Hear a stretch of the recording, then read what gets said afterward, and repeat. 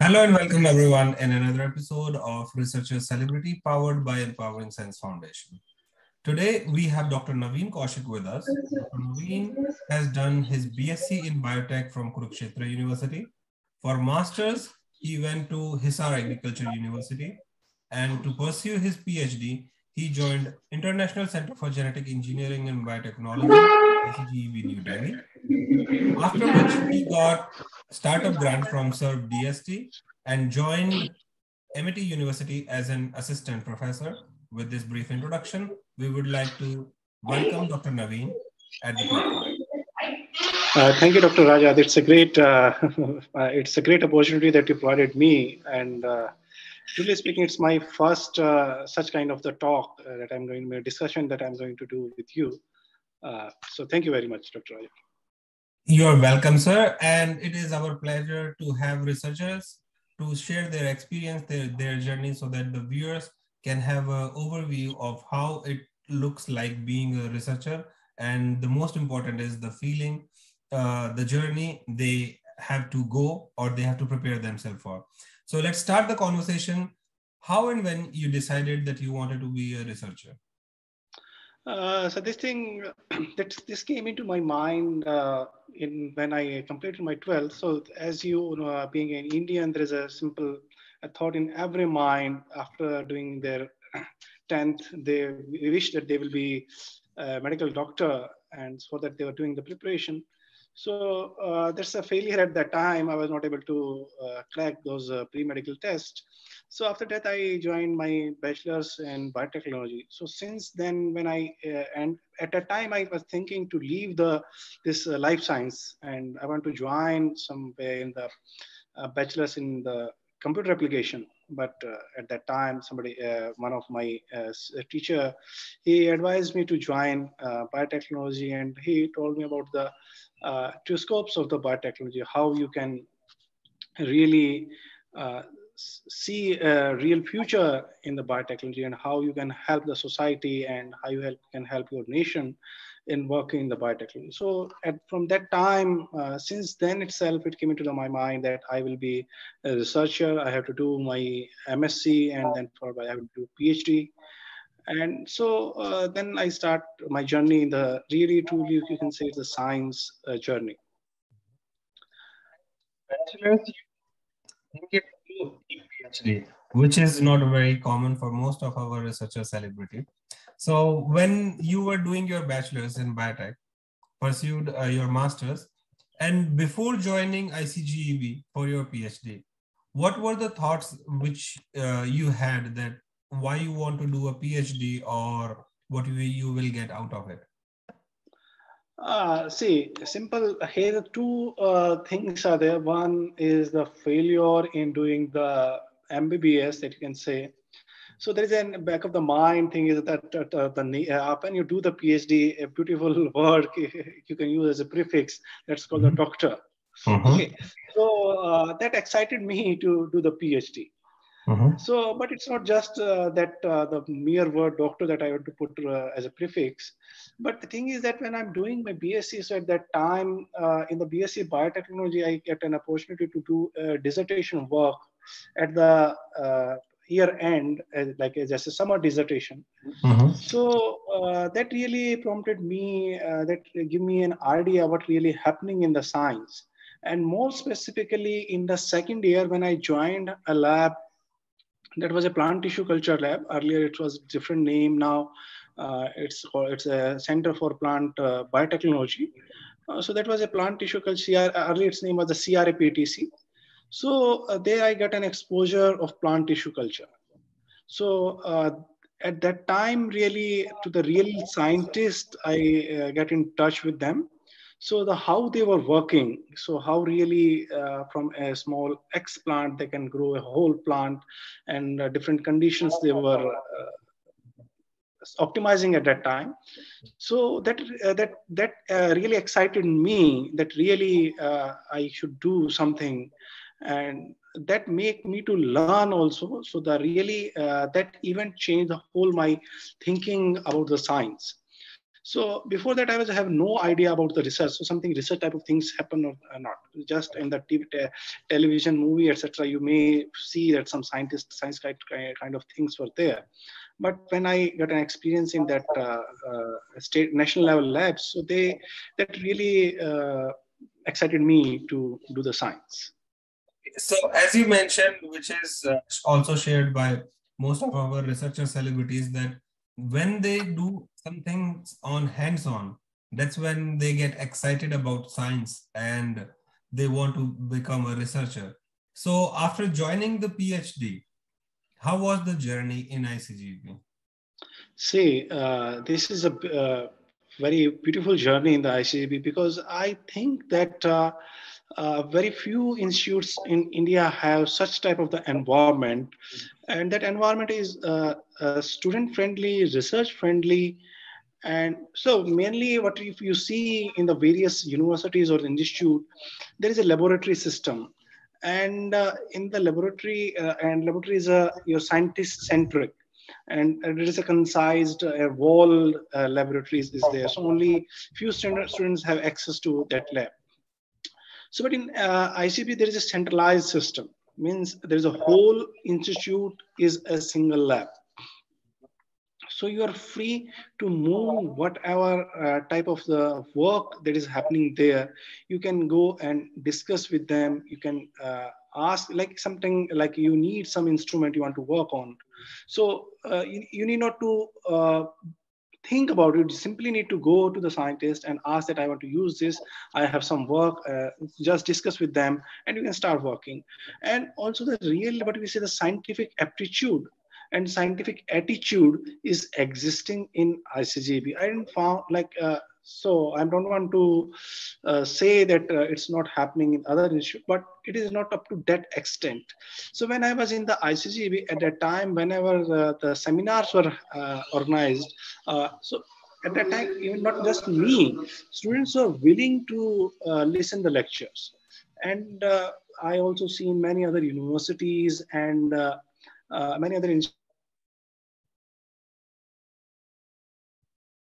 Seems like we have an interruption here. This is, yeah. students were not so interested in attending they don't know that some lecture is going on. Mhm. Yeah, so this is the environment, and most and the best is my guide. So Mhm. my guide, Dr. Dinkar Sahal, he was very nice person, and you cannot say that he's a scientist type. His attitude was just like a student. He Mhm. worked like a student. He never show behave like just he's a big scientist, and he's directing you to do that, to this type that.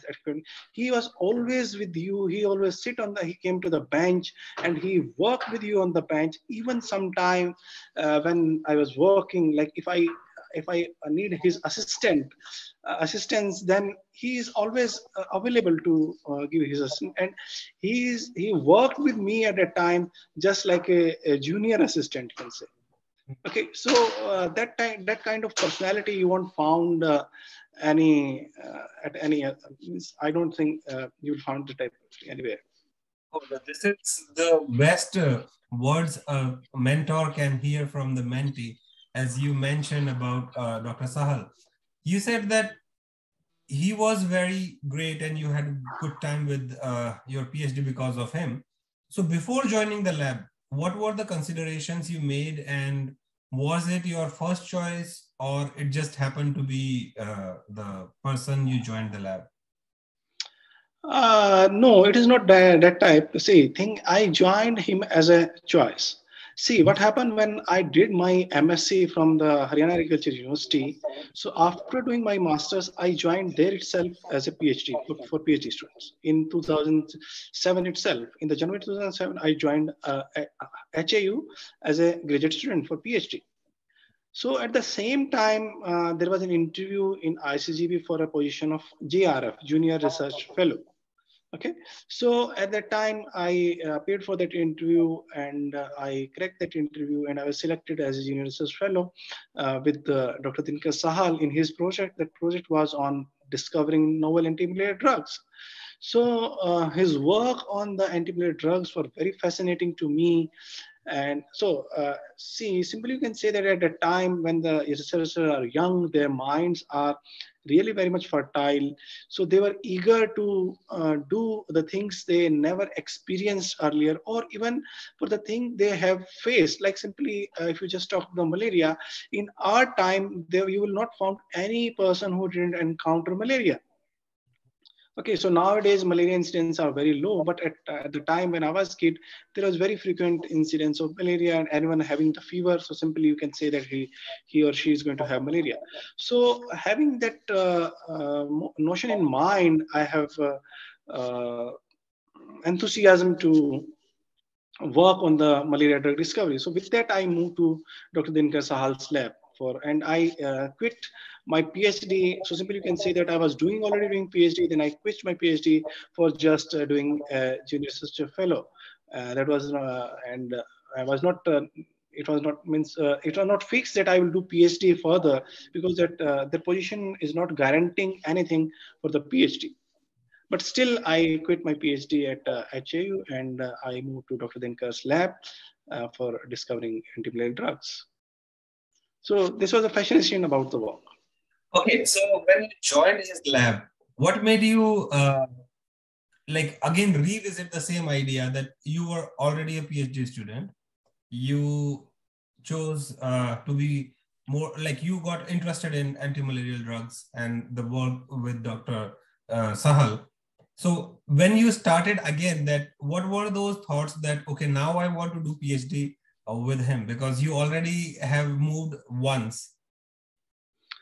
Yeah, so as I mentioned you that the nature of Dr. Dinkar is very nice, Mm-hmm. and if you just talk with him, then you will feel that he is just talking with you just like a kid. Mm-hmm. And the friendly nature means he never show he's not at all a egoistic person. You Mm-hmm. won't feel while talking with him that he is so senior Mm-hmm. fellow. And interaction with him you will be find that it's just a friendly interactions. And when I started with him, I started my work in the your recombinant protein purification. So it is a protein that was target for antimalarial drugs, so that I purified that protein purification. So and then I was assaying for them, and after assaying, then I have to move to for the chromatographic purification of secondary metabolites. So this all the chromatographic purification, all these reverse phase chromatographic experiments, they all made me really what really you're doing something different. And main thing is whenever you call that discovering drug, so drug itself a novel thing. So in end, so we know that getting drug is not an easy task. But when you think that your work may end with a drug, so that really that is a self-motivating factor in working on it. Nice. So when you joined as a PhD student and successfully completed it, what were the first thought that you wanted to pursue after your PhD? So simple. At the time, the first thought was to pursue further, to learn more tools and techniques, so that you can you can really explore more things. You can going to have much better development of yourself. So I would like to seek postdoctoral position in United States and European nations. So that was the first thing when I finished my PhD. So I got some offers also from the United States to join there. So, but at the simultaneously at that time, I submitted a research grant in the SERB. That was a startup grant at that time, and now it's called as a earlier ECR, early career research grants. Okay, so I got that grant. So after getting that grants, things entirely changed my mind. So instead of going abroad and working under some scientist, So I have a chance to be an independent scientist. Okay, so with that grant, I moved to Amity University. In Amity University, my head of the department, Professor Narayan Rishi. So I approached him, and he chose me as a assistant professor for his department, and I joined Amity University as an assistant professor. And here also the thing, as I mentioned you, that the main thing that make me to stay here itself, that's the independent researcher. And Amity is a very good platform for working independently. So in India, you might have heard that in many state universities, they do not allow you to work independently. You have only have certain, like in many cases, even you are not allowed to purchase many stuff. So there are many foundation in spending your budget. So there was no such kind of things were there in Amity. There was a total freedom. Whatever way you want to work, you can work. Whomsoever you want to collaborate, you can collaborate. And the main thing is they are promoting science. Now I would like to tell all of our viewers that Dr. Naveen has proved his point that if you have opportunities to go out and if you want to serve your society, there are possibilities and opportunities provided by Government of India or various other funding agencies. If you want to come back after a short training or you want to explore research as more of the research, new tools and techniques, it is good. But what is more important is if you really want to serve India, the society there are opportunities you should consider before moving out, and that is one thing which Dr. Naveen has done, and we should have more role models like him who are ready to sacrifice their bigger dreams because they want to serve the society. Talking of which, Dr. Naveen, working at ICGB and doing research at Amity, what are the differences, if there are any, you have felt?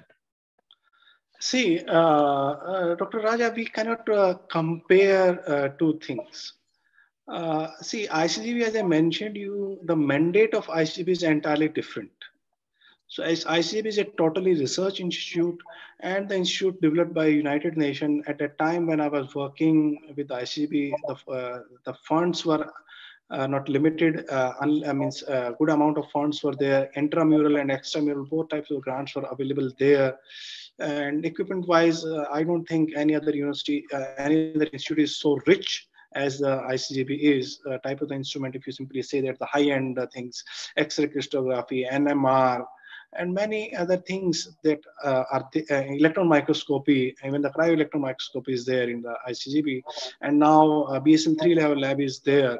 So by that way, you cannot compare with the university, because the main mandate of the university is teaching, and we cater students.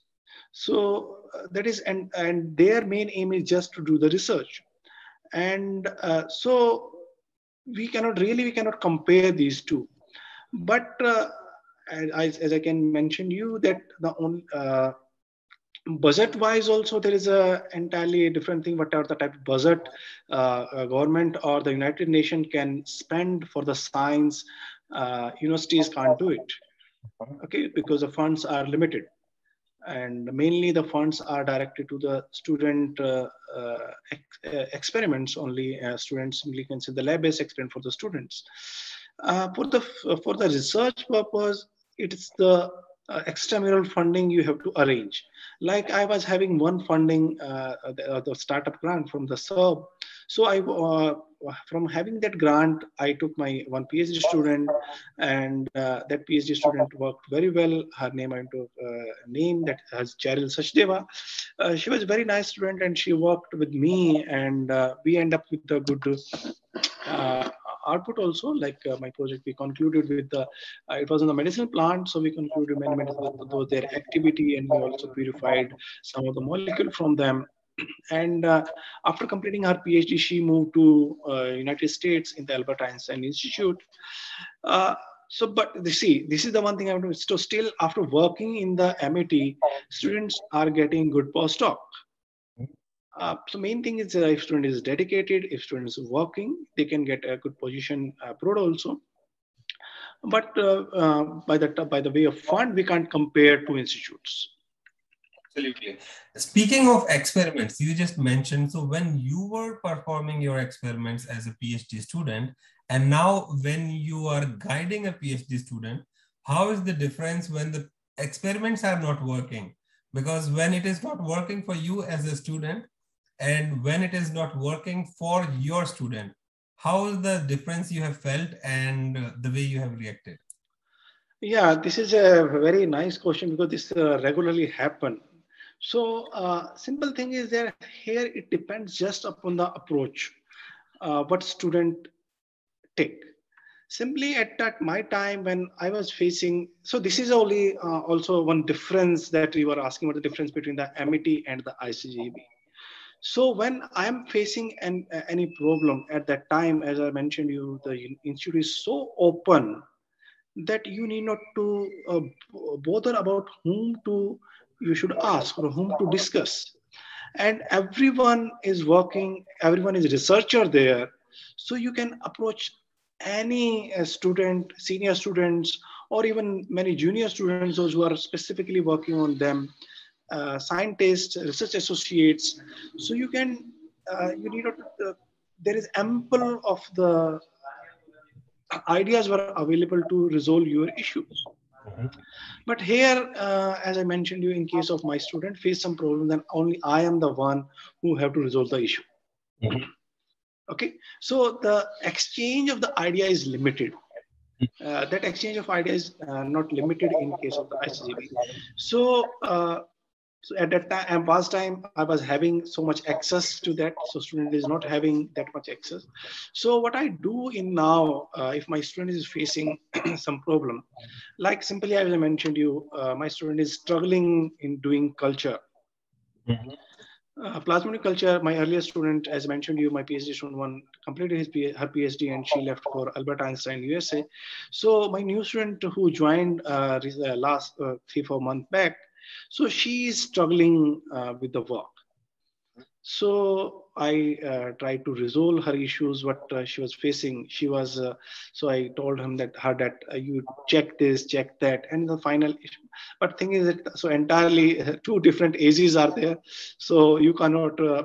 So when you sit at the chair, then your thinking also change completely. So you can't think as a from the bench. So you have to go to the bench. Then you can, then only you can resolve the issue. Like as I mentioned you, in case of my supervisor, Dr. Dinkar Sal, he was always on the bench. So he can. So for that, I also go to the work with the student. Then I try to make them. So why and from the what source you can get that issue of the contamination, and then I try to resolve their issues. But as if the much more students and much more scientists are accessible, then student can get better idea. For that, I made my student to visit these national institutes. Like Delhi have lots of national level institute like NII, ICGP, NIMR. So recently, yesterday itself, I asked my student to go and visit to NIMR. There is a Dr. Kailash Pandey who also work on the malaria, and he worked mainly on the culture work and recombinant proteins. So I asked her to visit his lab because students are regularly working in their lab. That is a really big group. So 6-7 students are there in his lab. So my lab is a small lab. Only one student who is working on the malaria. So there she can get better ideas and discussions. So I try to do this thing. So even in case of my earlier students also, I try to make her to go visit to ICGB and some other institute. So by these things really help her. So that's why I, that getting a position in a good lab really crucial thing nowadays. Absolutely. And as you also mentioned about the role of collaboration, this is something which is the key factor in research. And being a researcher, collaboration should be the first viable option because you might be limited or you might have unlimited resources, like in terms of finances, in terms of access of instruments. But when we talk about the environmental, the scientific environment available for discussions, this is something which cannot be compared with anything. And once you have the access and mentors like Dr. Naveen, who walks that extra mile to go out, outreach on their own contacts, and then help the students to achieve their goals. And probably this is something which Dr. Naveen has imbibed from his mentor, that they are working together on the bench with the student. When he was a student, his mentor was doing it for him, and now he's doing for his students. That is something which I always tell to all of our viewers, that when you are a mentee, you are also mentoring your mentor, and it is always a two-way side path. And the same time, when you are a mentor, you are learning so many things from your students. And we are fortunate to have mentors like Dr. Naveen, Dr. Dinkar Sahal, who are there to make that influence. Because if you either you want or you don't, but you do imbibe so many qualities of your mentor. Speaking of which, Dr. Naveen, accept okay, let's keep research on the backseat for now. Apart from your PhD, what did you learn from ICGB?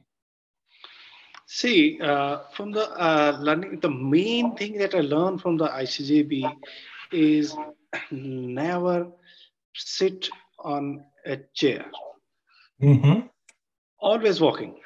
Mm-hmm.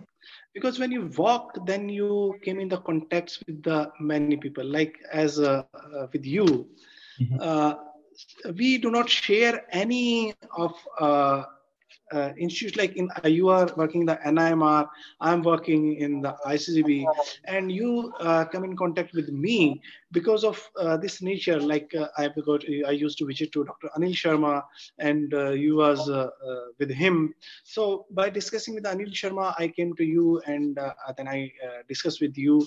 I came to know about the really what the insect science. Like, see, I'm a malaria parasite biologist, but I don't have any idea what is happening in the mosquito, what is happening with the mosquito. Mm-hmm. Okay, so whatever the information, whatever the knowledge I having about the mosquito is because of the Dr. Anil Sharma. Mm-hmm. And this thing is there only. This is only the environment that ICGB provide. Okay, and and second thing is there was not a pressure. Mm-hmm. Like in many institutes, this is also beauty of my guide, you can say. So many institutes that you will say guide always pressurize their students. So like if the timing is 9 to 5, you have to sit in the lab uh, and you have to be in front of him or her and work. See, the science is not a 9 to 5 work.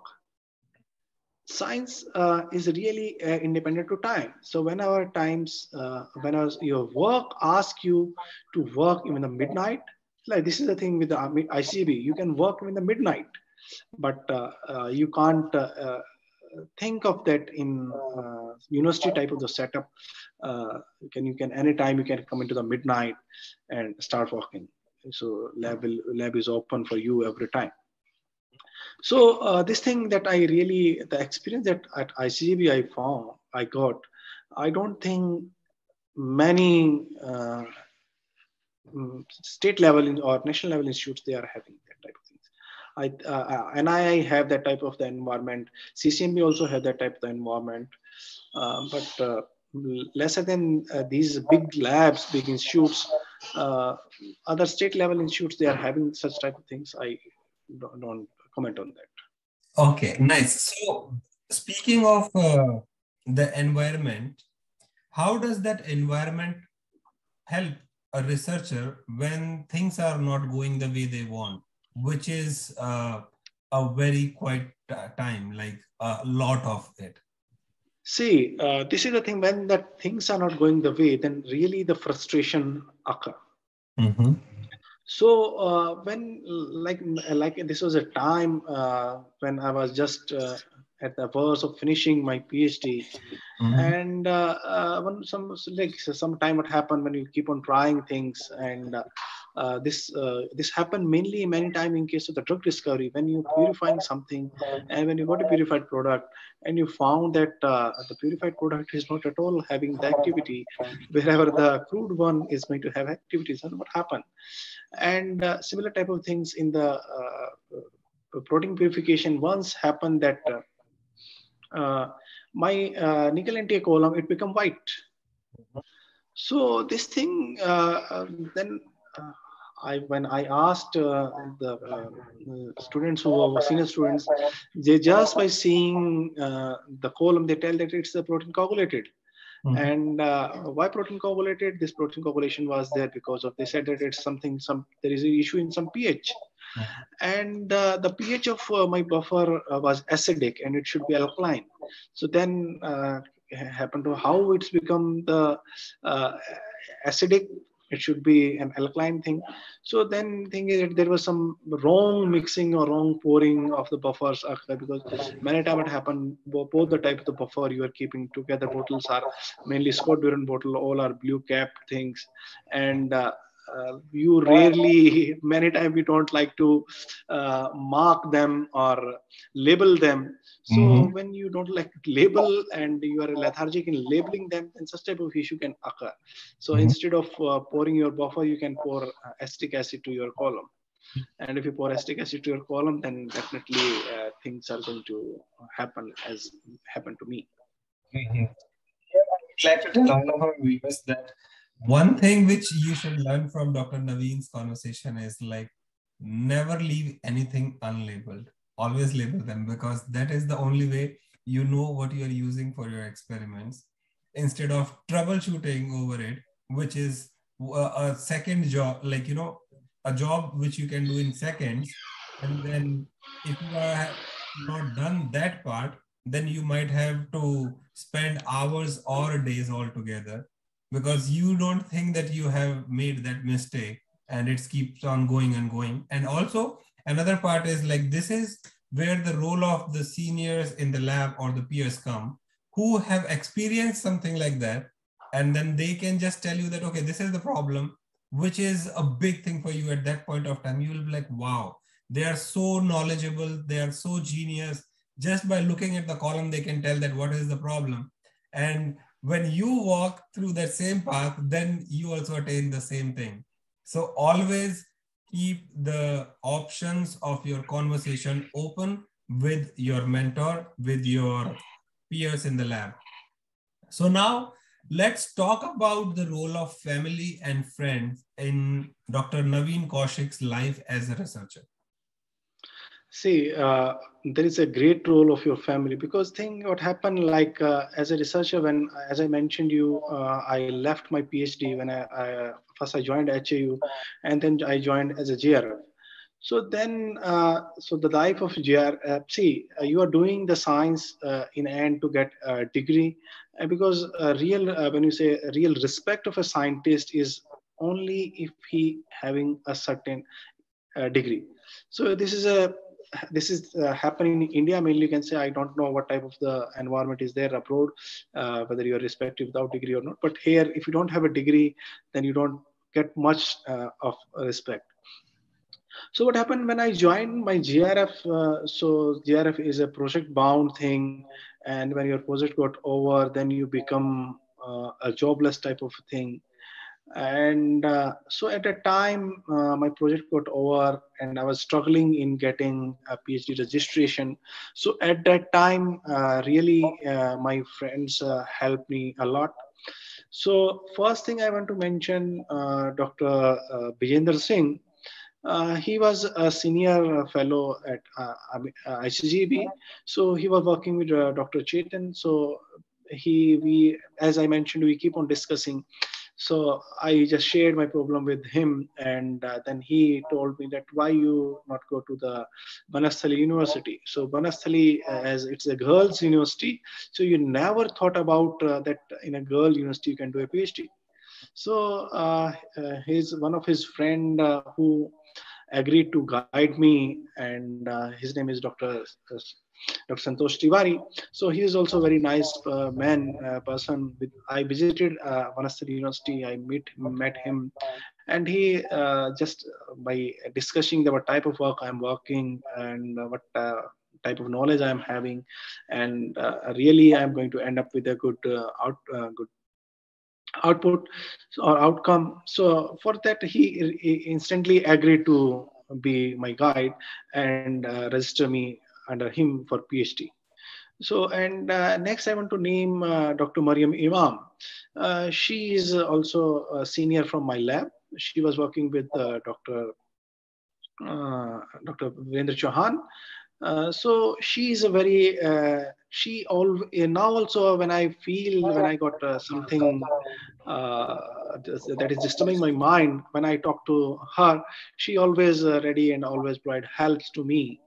And next is Dr. Anil Sharma. As I mentioned, you he he not just helping in a scientific way, but he also help what to say uh, religiously or what to adhyatmic knowledge also he provide to me, and with him Madanji was also there at a time, so they all were there to help me.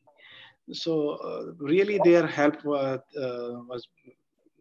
means I cannot just mere saying thanks to them is not going to be cannot justify whatever they help me in Mhm. my career building. So, and second thing, as mentioned, you, I was struggling with the registration. So, at that time, the real support from the family is also required. So, because it's a family, if the family says that doesn't bother, we are behind you. We will take care of you. Doesn't matter. So, we will support you. Because if you do not have a family support, if your family is always poking you, what is happening? So this is a case with the many PhD students. Family always poke them when your PhD is going to complete, when your PhD is going to complete. So once 2 year over, 3 or 4 year over, the family's side pressure starts coming. Pressure for the marriage also start coming from the family side. So, but I'm very fortunate that my family really helped me. My brother really helped me. My brother really supported me.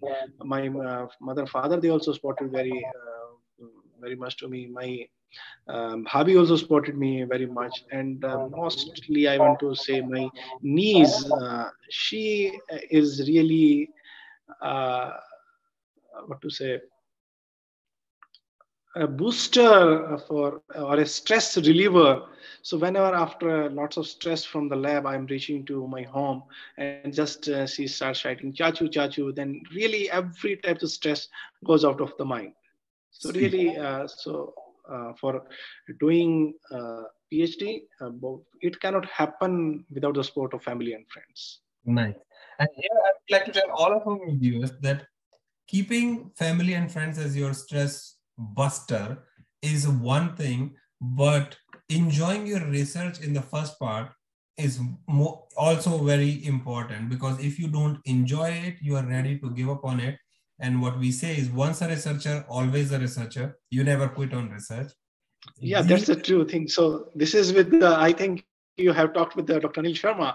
He have quitted the it's a formal lab, but he always keep on working on the. He always keep trying to design some experiment. So when you are a researcher, you can't live without thinking and doing some new work. Absolutely. So now we are at the edge of our conversation timing here. So we would like to say all of our viewers that if you want to write to Dr. Naveen Kaushik, you can approach him, you can go and meet him, you can just write him if you cannot visit him in person. And if you want Empowering Science Foundation to put you in contact with all of our researcher celebrity, we would be more than happy to have that, making those bridges for you. because the motive of Researcher Celebrity is to celebrate the research. And here today we have celebrated Dr. Naveen's research and his journey as a researcher. We look forward to your all the researchers, if they want to make the bridges between our researcher celebrities, or they want to know something more. So just feel free to write to Empowering Science Foundation, where we are there to help all researchers at any of their career stage. And with this, we would like to say thanks, Dr. Naveen Kumar Kaushik, to take time out and share the journey with our viewers and us. Thank you, Dr. Raja. Thank you very much. And really, you are providing a great platform for emerging scientists, emerging researchers, so where they can put their ideas. Because mainly, whenever you think or you think about this such type of scientific discussion, it is always people people choose those scientists who are well established, and only they think to interview them. But your idea for discussing those scientists, those researchers who are establishing themselves and who are just in the early phase of their work. So because it is a really a great thing, because really the troubleshooting that you mentioned in this discussion, because the real troubleshooting you can get only from those who are emerging researchers. Yeah. So really, thank you, Dr. Raja, for providing me a great opportunity to. It's a pleasure having you with us. And for our viewers, stay tuned for another episode of Researcher Celebrity. For now, bye-bye to all, and thank you, Dr. Naveen. Thank you, Dr. Raja.